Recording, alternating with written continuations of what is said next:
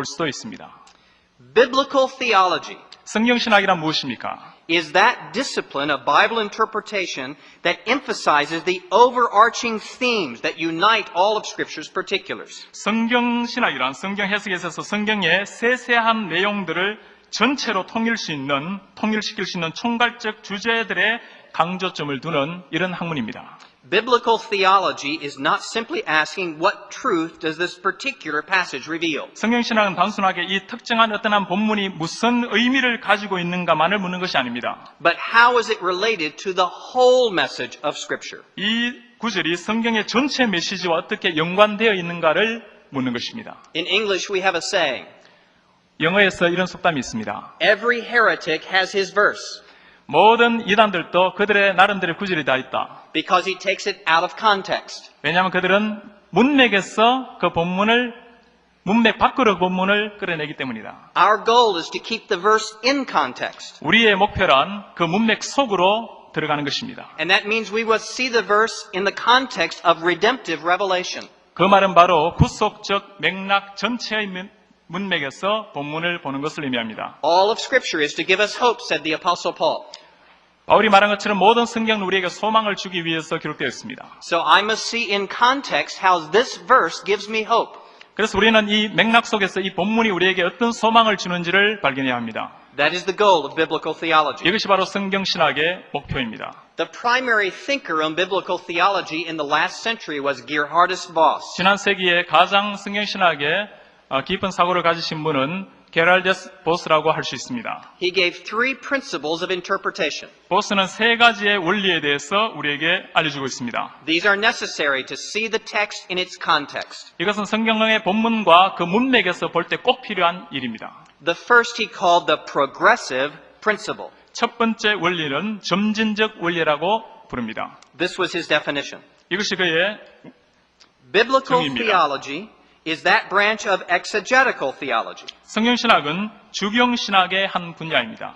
which deals with the process of the self-revelation of God deposited in the Bible. 이것은 성경에 들어있는 하나님의 자기의 계시의 과정을 다룹니다. Revelation is a noun of action relating to divine activity. 계시는 하나님의 활동과 관련된 행위를 말합니다. Revelation is an historically progressive process along series of successive acts. 계시는 역사적으로 점진적 과정을 다룹니다. 즉 연속적으로 이어지는 하나님의 활동을 이어지는 것을 다룹니다. Notice that Voss said this is exegesis. 우리 보스가 여기에서 성경신학이란 주경이라는 것을 말하는 걸 여러분 기억하십시오. It is not imposing a message on the text. 그것은 어떤 한 메시지를 본문으로 끌어들이는 것을 말하지 않습니다. It is exegeting the actual meaning of the text. 그것은 본문에서 의미를 끌어내는 것을 의미합니다. And he said God progressively was revealing himself. 그리고 하나님께서 점점 성경 본문에 당신을 점진적으로 계시한다는 것을 의미합니다. The words sound complex, but it's a simple concept. 이 말은 상당히 어렵게 들리지만 그러나 굉장히 간단합니다. We could explain it this way. 이렇게 우리가 설명할 수 있겠습니다. Paul knows more about God's revelation than Samson. 바울은 이전에 삼손이 알았던 것보다 더 많이 계시에 대해서 알고 있다고 설명할 수 있습니다. What Samson knew was not wrong, 삼손이 알았던 것도 옳은 이야기입니다. but Paul knows more. 그러나 바울은 더 많이 알고 있다는 것입니다. There has been a progression. 여기에서 점진적 계시가 점진성이 있다는 것입니다. To understand the Bible correctly, we must know that there is a progression. 성경을 바르게 이해하기 위해서는 성경에 점진성이 있다는 것을 이해합니다. The second principle was the organic principle. 두 번째는 유기적 원리가 있습니다. Voss said the progressive process is organic. 보스는 말하기를 계시의 점진적 과정은 유기적이라고 말합니다. Revelation, he said, may be in seed form, which yields later full growth. 계시란 씨앗 형태로 되어 있어서 나중에 풍성하게 성장할 수 있습니다. Accounting for diversity, but not true difference. 이 계시는 나중에 다양하게 나타날 수 있지만 Because the earlier aspects of the truth are indispensable for understanding the true meanings of the later forms. 그러나 이 진정한 다양성이 차이를 나타내는 것은 아닙니다. 왜냐하면 진리의 초기 단계는 후기 단계의 의미를 이해하는 데 필수적이기 때문에 그렇습니다. And the opposite is true as well. 그리고 그 역도 사실입니다. Now again, the words are complex, but it's a simple concept. 그러나 이 말이 굉장히 복잡하게 들리지만 단순합니다. Voss is saying it's all tied together. 보스는 말하기를 모든 것이 함께 연결되어 있다라고 이야기합니다. You need what comes later to understand what is said earlier.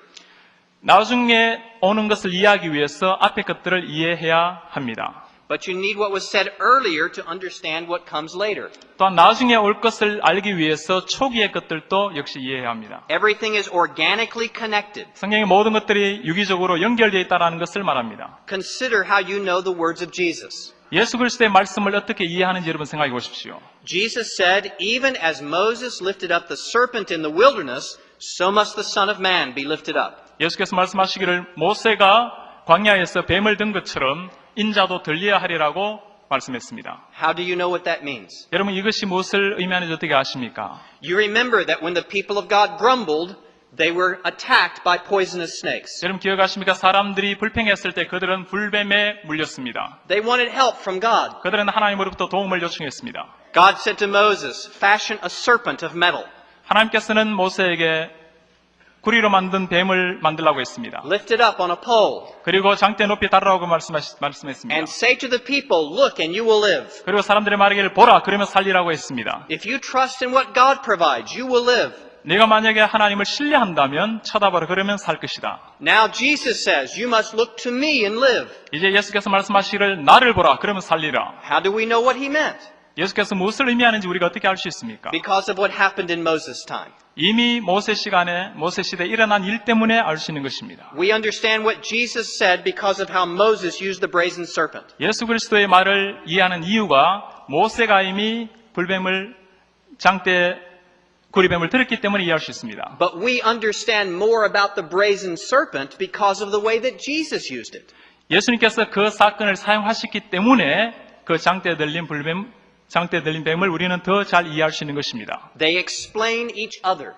이것들은 서로 간에 설명해 주고 있습니다. All is tied together. 모든 것이 함께 묶여져 있다는 것입니다. The third principle was this, 세 번째 원리는 이것입니다. the redemptive principle. 구속적 원리. Voss said, Revelation is inseparably linked to the activity of redemption. 보스는 말하기를 계시란 구속적 행위와 반드시 연결되어 있다. Revelation is the interpretation of redemption. 계시란 구속에 대한 해석입니다. To see Revelation properly, we must see it in its redemptive context. 계시를 올바르게 보기 위해서 우리는 구속적인 맥락 속에서 읽어야 합니다. The context and content of some revelation may be in seed form. 어떤 계시의 컨텍스트와 내용은 구속과 관련된 씨앗 형태로 As 되어 it 있을 수 있습니다. relates to redemption.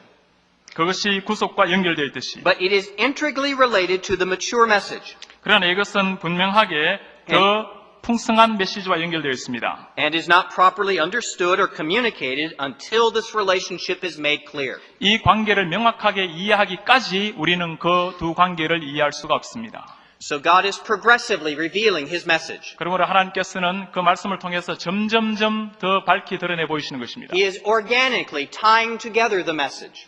이것은 유기적으로 시간을 거쳐서 함께 묶여져 있다는 것입니다. But the message is always about redemption. 그러나 언제나 이 메시지는 하나님의 구속을 다루고 있습니다. It is one grand message that ties all the Bible together. 모든 성경을 하나로 묶는 하나의 통합적인 것을 보여줍니다. And we cannot explain a portion of Scripture if we do not relate it to the redemptive message. 우리가 어떤 한 부분을 성경 전체 구속적 맥락과 연결하기 전까지는 한 가지의 메시지를 알 수가 없습니다. Let me give you an example. 제가 여러분들에게 예를 들고자 합니다. Imagine that I am holding a small acorn. 제가 조그만한 도토리 하나를 가지고 있다고 여러분 생각해 보십시오. I will tell you some true things about this acorn. 저는 이 도토리에 대해서 몇 가지 진실을 말하겠습니다. It is brown.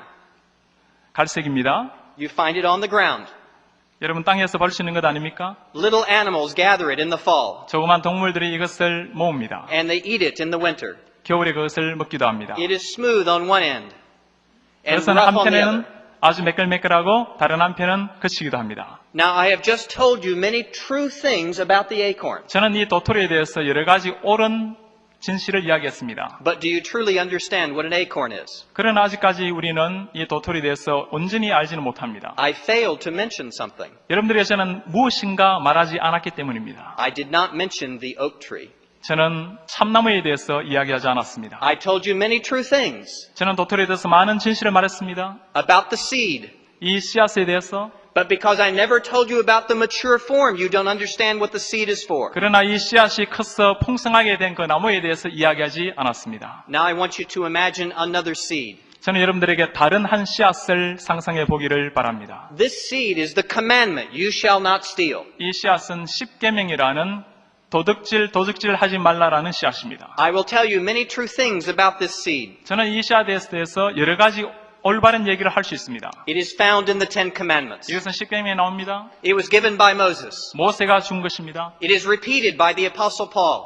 바울도 이 말을 다시 언급하고 있습니다. The command tells us to take nothing that is not our own. 이 명령은 말하기를 우리 것이 아닌 것을 도둑질하지 말라고 합니다. We shall not take another man's possessions. 다른 사람의 소유를 우리가 가지서는 안 We 됩니다. shall not take another man's reputation. 다른 사람의 명예를 훔쳐서도 안 We 됩니다. shall take nothing that is not our own. 우리 것이 아니라면 가지서는 안 됩니다. Stealing is bad. 도둑질은 나쁜 일입니다. Don't do it. 하지 마세요. I just said many true things about the acorn. 저는 이 도토리에 대해서 많은 옳은 것을 이야기했습니다. But Paul the Apostle says the law was our schoolmaster to lead us to Christ. 그러나 바울은 말하기를 이 율법은 우리를 그리스도께로 인도하는 몽학 선생이라고 가르칩니다. Because I have made no connection to the work of Christ, I have not explained it. 제가 예수 그리스도의 사역과 이것을 연결시키지 않을 때 저는 온전히 설명하지 못한 것입니다. I have given a good moral lesson. I have told you a good moral truth. 저는 여러분들에게 좋은 도덕적인 교훈을 주었습니다. But I have isolated it from the message of Christ. 그러나 예수 그리스도와 연결시키지 않았습니다. And for that reason, it will convey the wrong message. 이것 때문에 이 메시지는 잘못된 메시지입니다. Consider what you must in knowing the law. 여러분들이 율법을 알 때 무엇을 고려해야 되는지 생각해 보십시오. If God says, you shall not steal, what do I understand about God? 하나님께서 도둑질하지 말라고 했을 때 우리가 하나님에 대해서 무엇을 생각해야 합니까? I understand that He is honest. 우리가 이야기로 하나님은 정직한 분이시다. I understand that He gives commands to His people. 하나님은 하나님의 백성들에게 율법을 주신다. And I understand that God is holy by the command. 하나님은 율법으로 거룩하신 분이시다. But at the same time, what do I understand about myself? 그러나 동시에 우리에 대해서 우리는 무엇을 이해해야 합니까? The Bible says you shall never take anything that is not your own. 성경은 우리의 것이 아닌 것은 결코 취해서는 안 된다고 가르칩니다. You shall never take another's possessions. 다른 사람의 소유를 가져서는 안 됩니다. You shall not even take away from their reputation. 그들의 명예도 심지어 가져서는 안 됩니다. If I truly understand the commandment, what do I understand about myself? 우리가 진정으로 그 율법을 이해한다면 우리에 대해서 우리가 무엇을 이해할 수 있습니까? I understand that I am a thief. 우리가 이해하는 것은 우리가 바로 도둑이라는 사실입니다. The command